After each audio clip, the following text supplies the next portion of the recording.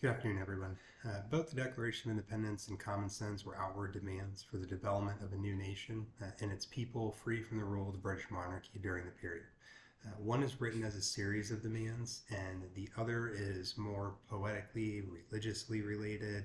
It's a fiery message. We are most likely familiar with Thomas Jefferson's The Declaration of Independence and its straightforward message to King George III during the period.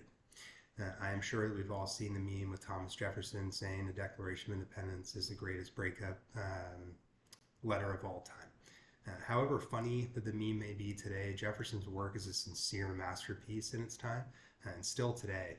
In fact, many nations have used our Declaration of Independence as a footing to revolt against their oppressive governments. The French Revolution comes to mind when we think about that. So Jefferson makes these three key points, in my opinion, in calling for not only a new nation, but a new nationality as a whole.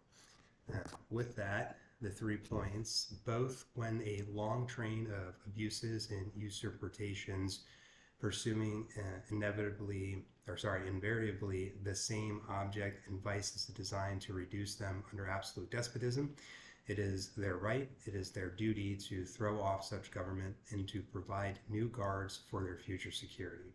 Secondly, King George III, has abdicated government here in the colonies by declaring us out of his protection and waging war against us. And finally, from the final paragraph or two, that they, the colonists, are absolved from their allegiance of the British government.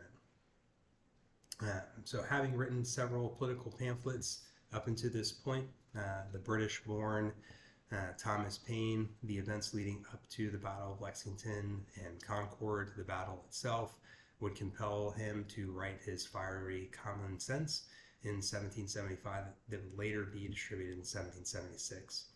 So designed less as a direct message and more as a lyrical work, Paine's message resonated with the colonies at the time.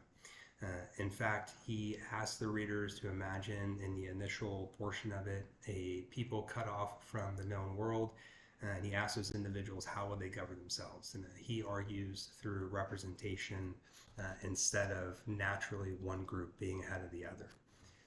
He later addresses this case study in the section titled Thoughts on the Present State of the American Affairs, and Paine draws out these similar points to Jefferson's work. The whole colony may assemble to deliberate on public matters.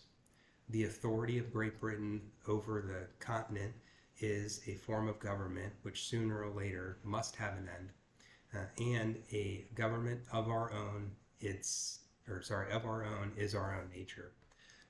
Paine and Jefferson used words together such as our and they, speaking about the colonies themselves throughout their work. Both messages are designed, in my opinion, to pit the colonies against the monarchy.